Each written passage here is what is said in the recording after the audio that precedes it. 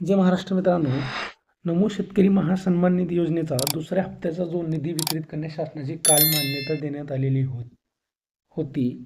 त्याच धर्तीवर आता तिसरा हप्ता सुद्धा त्या हप्त्यासोबतच देण्यात येणार आहे आणि त्यासाठी शासनाचा GR काढण्यात आलेला आहे. नमो शेतकरी महासन्मान निधी योजनेअंतर्गत तिसरा हप्ता लाभार्थ्यांना देण्यासाठी रुपये 2000 कोटी इतक्या निधीस वितरित करण्यास मान्यता देण्यात आलेली आहे.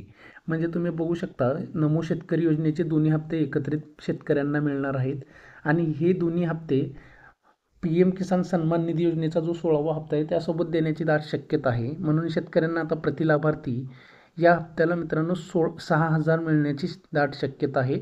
28 तारखेला PM किसान सन्मान निधी योजनेचा जो 16वा हप्ता वितरित करण्यात येणार आहे त्यासोबतच ही दोन्ही हप्ते येण्याची दाट शक्यता आहे. अजून तरी याची तारीख देण्यात आलेली नाही महाराष्ट्र शासनाकडून, पण 28 तारखेला याचं वितरण होईल असं दाट शक्यता आहे. आणि तुम्ही सविस्तर GR पाहू शकता. जो दुसरा हप्ता होता तो माहे ऑगस्ट ते नोव्हेंबर या महिन्यासाठी वितरित करण्यात येणार आहे आणि जो आता हा तिसरा हप्ता आहे तो डिसेंबर ते मार्च या महिन्यासाठी वितरित करण्यात येणार आहे.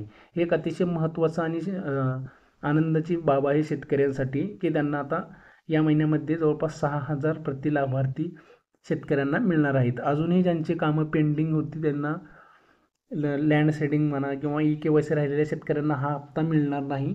आता लवकरात लवकर त्यांनी पुढच्या हप्त्यांसाठी ही राहिलेली प्रलंबित कामे लवकरात लवकर पूर्ण करून घ्यावीत.